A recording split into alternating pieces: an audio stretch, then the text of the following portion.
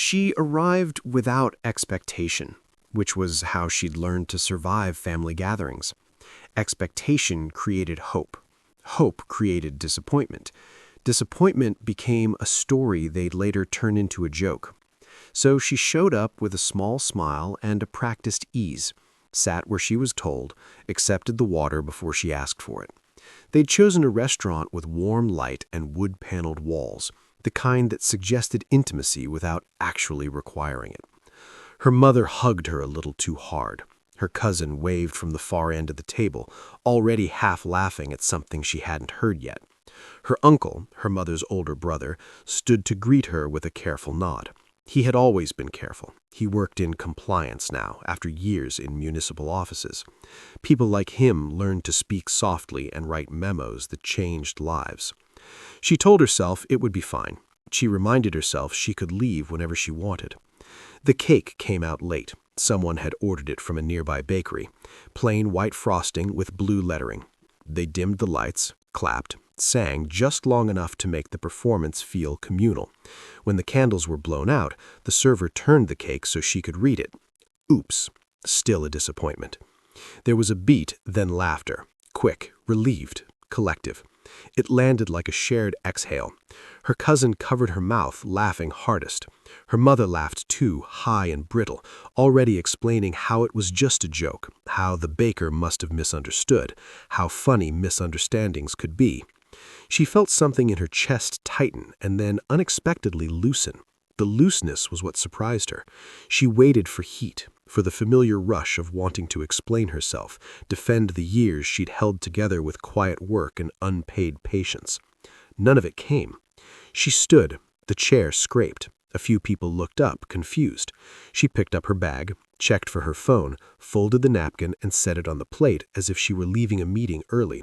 "I'm going to head out," she said evenly, not angry, not wounded enough to perform it. Her mother started to protest. Someone reached for her wrist, then thought better of it. The server hovered, unsure whether to cut the cake. She leaned toward her uncle as she passed. He smelled faintly of aftershave and paper. She kept her voice low enough that it felt like a confidence rather than a warning. "They never updated the fire clearance after the renovation," she said, "and the alcohol permit still under the old occupancy number." He didn't react. He never did. He just nodded once, a subtle acknowledgement of receipt. She walked out into the night air and felt for the first time that evening the full weight of her body again. She didn't cry. She took the bus home and went to bed early. The next days were quiet. Messages came in, first joking, then confused, then edged with irritation. She didn't respond. Silence had a shape, and she let it hold. She went to work. She paid bills. She fixed a leaky tap. Life continued in the way it always had when she stopped explaining herself to people determined not to hear. 2 weeks later, the calls started early. It was her cousin first, then her mother, then a number she didn't recognize. She let them ring until the phone stopped vibrating on the table. When she checked the voicemail later, the tone had changed completely. There was no laughter now, no jokes. Apparently, the restaurant, the one they'd chosen because her uncle had connections, had been shut down pending inspection. A routine review had become something else. A notice had been posted on the door. The manager was furious. Reservations were canceled. Money was being lost. The owner wanted to know who had tipped off the city. Her mother's voice shook on the third message. "Please call me. We need to talk. Your uncle is saying it's serious." It was serious. Authority when it appeared that didn't announce itself with drama. It arrived with paperwork and dates and consequences that could not be laughed away. She waited another day before responding. When she did, it was with a single line. "I'm okay. I hope everyone else is too." That was all they wanted, reassurance that she hadn't done anything.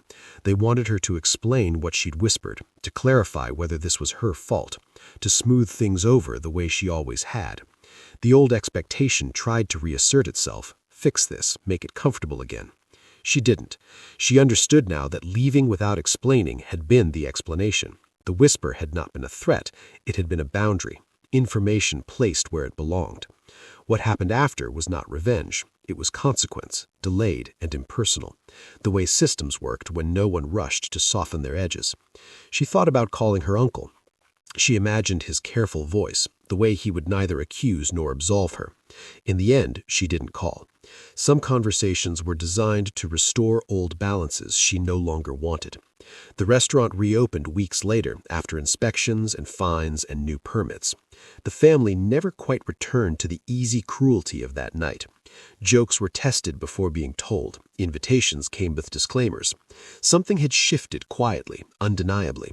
She felt the loss of it sometimes, the warmth that could have been, the ease she'd once hoped for. Power did not feel like triumph. It felt like space, when choosing when to sit down and when to stand. On her next birthday, she spent the evening alone, cooking a simple meal, lighting a single candle on a slice of cake she'd bought herself. She didn't write anything on it. She didn't need to.